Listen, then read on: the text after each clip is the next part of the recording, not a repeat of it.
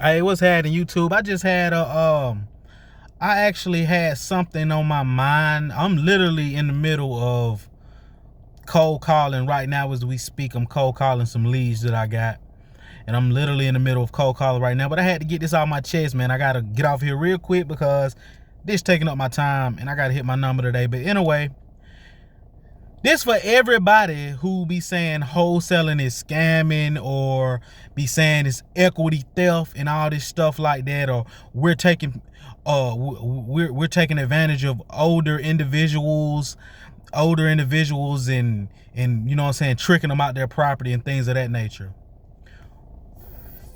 Out of my experience, I'm not saying I do deals back to back. Oh, it's gonna get there. I'm not doing deals back to back.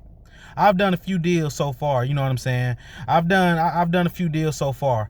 And in my experience of me wholesaling properties, I haven't even encountered an old lady to take advantage of, for one thing.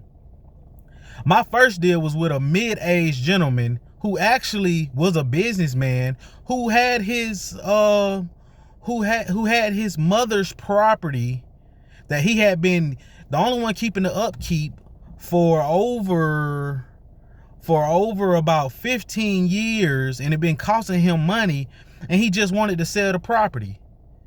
We negotiated a price that worked for him and worked for us, and we got the deal done, and he appreciated it.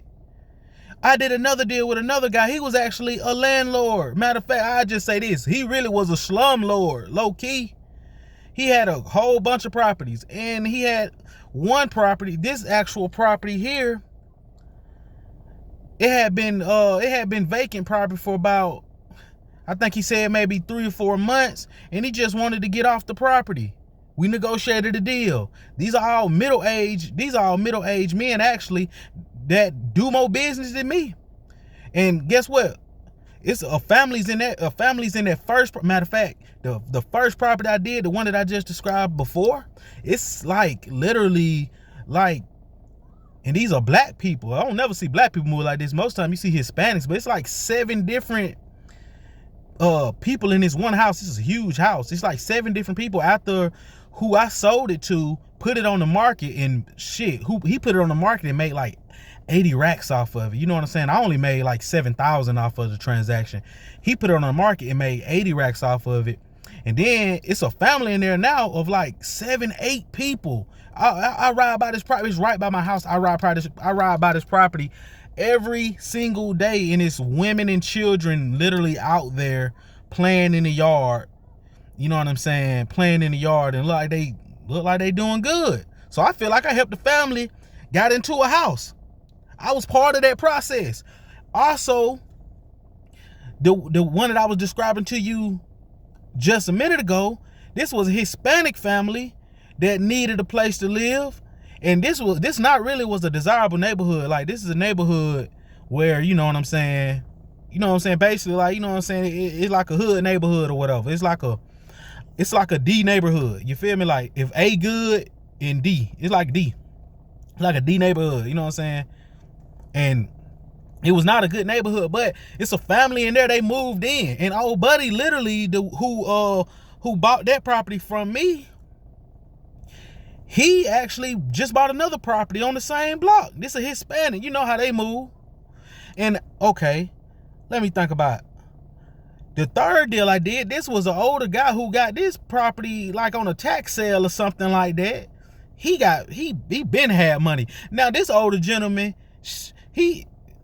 I heard some things about him after talking to the attorney, how this older gentleman who I did this other deal with, he was a used car salesman. He'll finesse you. You know what I'm saying? I do straight up business. But anyway, that guy, he'll finesse you, and I still made money off of that, and I put another Hispanic family in that home. So all these people trying to say that it's equity theft and we taking advantage over people, and bro, I haven't even ran into that with my personal experience with wholesaling. And I want y'all to know something else. It's bad apples in every industry. I don't give a damn what industry you talking about. It's bad apples in every industry. So y'all can miss me with that wholesaling is bad, it ain't good, and and all this and that. No. You just don't know the business. You just don't know the ins and out of it. You just don't understand it.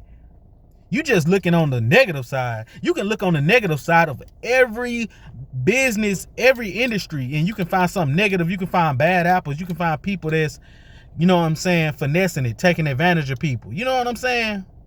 It's about the individual. It ain't the business. Wholesaling is needed. Wholesaling is needed. You feel me? You know what I mean? Anyway, I'm outie. Let me get back to my cold calling. I just had to get that out my chair real quick because shit, folk be having this shit fucked up for real, even though I ain't studying it. Y'all can think whatever y'all want to think. Got a family to feed, got a family to feed. You feel me? You feel me? You feel me? Keep sleeping.